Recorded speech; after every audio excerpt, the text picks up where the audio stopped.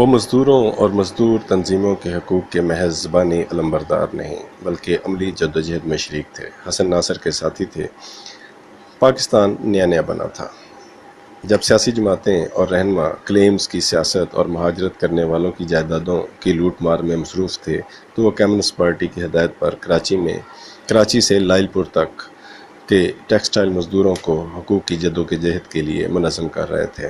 جب سیاسی موقع پرست عامر ایوب خان کو باپ مان رہے تھے تو وہ ایوب خان مارشاء اللہ کے خلاف مزاحمت اور قید و بند کی صعوبتیں برداشت کر رہے تھے، اور پھر وہ تحریک کامیاب ہوئی۔ ایوب آمریت میں مارشاء اللہ کی مخالفت پر کالجوں سے نکالے گئے طلباء کی تعلیم جاری رکھنے کے لیے قائم لائل پور کی پیپلز اکیڈمی سے ایک نئی سیاسی جماعت کی بنیاد رکھنے کا آغاز ہوا۔ مزدوروں نے انہیں پہلی منتخب جمہوری قومی اسمبلی کا رکن بھی بنایا اور پھر اپنے ہی ہاتھوں سے تراشے پتھر کے صنم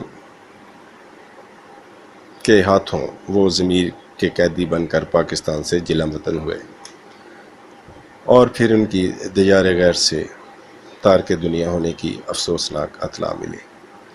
مختار رانا سے طویل جلا وطنی کے بعد ملاقات 1997 انتخابات کے موقع پر ہوئی جب ان کی پاکستان آمد ہوئی۔ اس سال بھی رمضان کا مہینہ چل رہا تھا۔ شہر کے چائے خانے بند ہوئے تو چائے خانوں میں گھنٹوں سیاسی بحثیں کرنے والے سیاسی کارکنوں اور ادبی لوگوں کی محفلیں ریلوے اسٹیشن کے مسافر خانے والے چائے سٹالوں پر شفٹ ہو چکی تھیں۔ ایک روز مسافر خانے پر محفل لگی تھی کہ فضل حسین راہی مرحوم کی آمد ہوئی اور انہوں نے اطلاع دی کہ مختار رانا پاکستان آ رہے ہیں اور 2 دن بعد لائل پور ہوں گے، اور پھر یہ ملاقات آخری ملاقات ثابت ہوئی اور 2014 کے ماہ رمضان میں ان کی پاکستان سے ہی نہیں دنیا سے جانے کی خبر ملی۔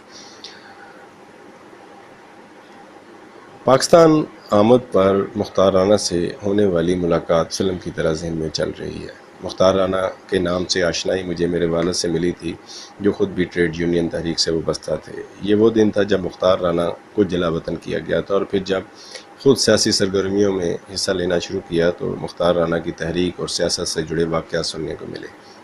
ان کے ناقد بھی تھے، مگر ایک سیاسی کارکن اور مزدور تحریک میں مزاحمت اور جدوجہد کی اصولی سیاست کی علامت کے طور پر انہیں سب خراج تحسین ہی پیش کرتے تھے۔ مختار رانا حقیقی معنوں میں غیر معمولی انسان تھے۔ وہ 8 اپریل 1928 کو ملہوٹ فیروز پور انڈیا میں پیدا ہوئے۔ انہوں نے فیروز پور سے پرائمری تعلیم، انٹرمیڈیٹ اسلامیہ کالج جلندھر مشرقی پنجاب انڈیا اور گریجویشن اسلامیہ کالج کراچی سے کی۔ انہوں نے گورنمنٹ کالج لاہور سے انگریزی ادب میں ایم اے کی ڈگری لی اور آکسفورڈ سے بین الاقوامی امور میں ایم اے کی ڈگری حاصل کی۔ 1948-49 میں مختار رانا نے کمیونسٹ پارٹی پاکستان کے پلیٹ فارم سے حسن ناصر شہید کی رہنمائی میں ٹیکسٹائل مزدوروں کو منظم کیا۔ کراچی میں ٹیکسٹائل مزدوروں کو منظم کرنے کے بعد وہ پاکستان کے دوسرے بڑے صنعتی مرکز لائل پور، جو آج کل فیصل آباد کے نام سے معروف ہے، یہاں آ گئے اور لائل پور ڈگری کالج میں لیکچرر کی حیثیت سے ملازمت اختیار کر لی۔ تاہم انہوں نے کالج میں ایک ہڑتال کے بعد نوکری چھوڑ دی۔ ملازمت چھوڑنے کے بعد مختار رانا نے اپنا کالج قائم کیا جس کا نام انہوں نے پیپلز اکیڈمی رکھا۔ یہ کالج ان طلباء کے لیے تھا جو عام کالجوں میں اپنی تعلیمی سرگرمیاں جاری نہیں رکھ سکے تھے، یعنی ایوب آمریت نے کالجوں سے نکال دیا تھا۔ یہی وہ پیپلز اکیڈمی تھی جہاں سے انہوں نے جبری پابند بٹا مزدوروں کے حقوق کی تحریک شروع کی۔ یہ وہ اکیڈمی تھی جہاں ہونے والے اجلاسوں میں پاکستان پیپلز پارٹی کی داغ بیڑ ڈالنے والے ذوالفقار علی بھٹو نے آغاز کیا تھا۔ ذوالفقار علی بھٹو اور مختار رانا کے اچھے خاندانی تعلقات تھے۔ ذوالفقار علی بھٹو اور محترمہ نصرت بھٹو لائل پور آتی تو ان کے گھر میں قیام کرتے۔ مختار رانا کی بیوی ڈاکٹر کشور مرحومہ کا مختار رانا کی جدوجہد میں انتہائی اہم کردار رہا۔ انہوں نے بچوں کی تعلیم و تربیت کی ذمہ داری خوب نبھائی، مگر زندگی ان سے زیادہ دیر نبھا نہ کر سکی۔ مختار رانا کی دوسری رفیق حیات نورما سے ان کی شادی جلا وطنی کے دوران ہوئی۔ نورما کے والد بھی سوشلسٹ تھے اور نورما بھی مزدور حقوق کے لیے جدوجہد میں ان کی ہم رکاب رہیں۔ مختار رانا ذوالفقار علی بھٹو کے قریبی رفقا میں سے تھے۔ جب ذوالفقار علی بھٹو نے پیپلز پارٹی کی بنیاد رکھی تو مختار رانا نے انقلاب برپا کرنے کے لیے پنجاب کے صنعتی یونٹوں کے مزدوروں کو منظم کر کے ذوالفقار علی بھٹو کے ساتھ جوڑا۔ جبری پابند بٹا مزدور اپنے مسائل بتانے کے لیے کئی میل چل کر پیپلز اکیڈمی لائل پور آتے۔ مختار رانا کی مزدوروں اور عوام میں مقبولیت تھی کہ 1970 کے انتخابات میں پیپلز پارٹی نے انہیں لائل پور ضلع کی ذمہ داریاں دیں۔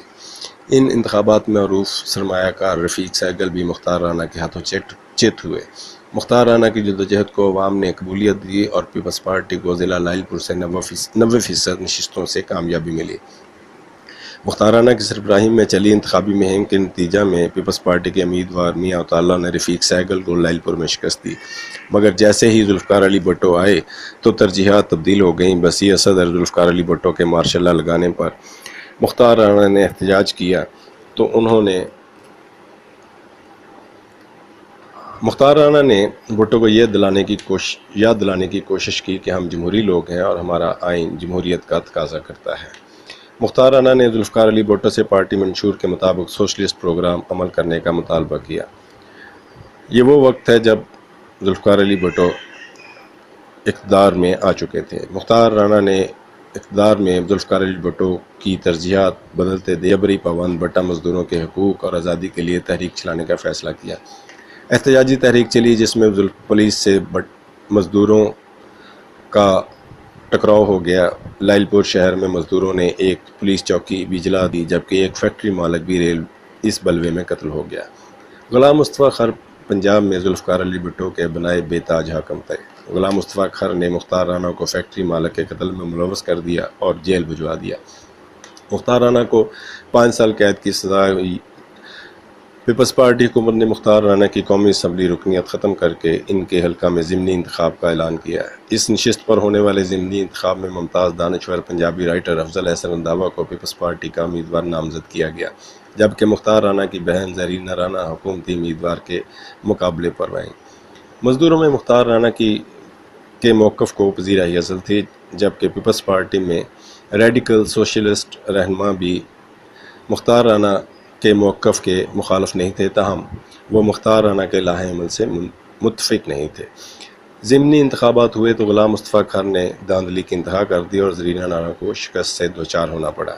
جیل میں قید مختار رانا کو بین الاقوامی تنظیم ایمنسٹی انٹرنیشنل نے ضمیر کا قیدی قرار دے دیا۔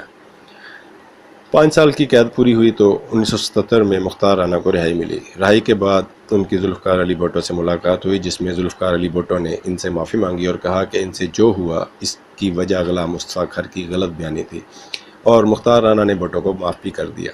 مگر انہی دنوں کراچی میں انتخابات 77 کی دھاندلی کے خلاف عوامی احتجاج بڑھ گیا تو ذوالفقار علی بھٹو نے پھر کراچی میں مارشل لا لگا دیا۔ مختار رانا اس فوجی مارشل لا کے خلاف اور جمہوریت کی بحالی کے منشور پر احتجاجی مہم چلانے کے لیے اہل خانہ سمیت کراچی پہنچے، مگر بھٹو نے اس بار مختار رانا کو قید کرنے کی بجائے جلا وطن کر دیا۔ مختار رانا کو 2 ملک تجویز کیے گئے جہاں انہیں بھجوایا جانا تھا، برطانیہ یا سویڈن اس لیے کہ سویڈش ایمنسٹی انٹرنیشنل نے انہیں ضمیر کا قیدی قرار دیا تھا۔ مختار رانا پنجاب کے ریگستانی گرم علاقے میں پیدا ہوئے تھے۔ انہیں سویڈش سخت سرد موسم کا سوچ کر تذبذب تھا۔ انہیں یہ بھی سوچ تھی کہ وہ انگریزی تو بول سکتے ہیں مگر سویڈش نہیں۔ برطانیہ میں کئی اراکین پارلیمنٹ اور تنظیمیں پہلے ہی مختار رانا کو برطانیہ لانے کا مطالبہ کی تھیں۔ برٹش لائبریری مختار رانا کی برطانیہ میں سب سے دلچسپی کی جگہ تھی، لہٰذا مختار رانا نے برطانیہ جانا قبول کیا۔ مختار رانا جلا وطنی کے بعد لندن پہنچے تو انہیں علاج کی ضرورت تھی، جو دوران حراست ان سے سلوک رکھا گیا تھا تاکہ انہیں جلا وطنی قبول کرنے پر مجبور کیا جا سکے۔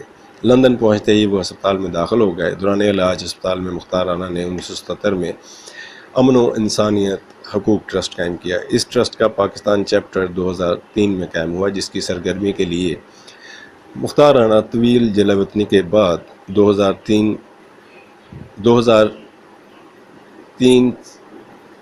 سے ہر دوسرے سال پاکستان آتے رہے۔ پاکستان میں وہ جبری پابند مزدوروں اور مزاروں کے حقوق، پاکستان کو ایسی فلاحی ریاست بنانا جس میں انسانی حقوق محفوظ ہوں اور کرپشن کے خاتمے کے منشور پر جدوجہد منظم کر رہے تھے۔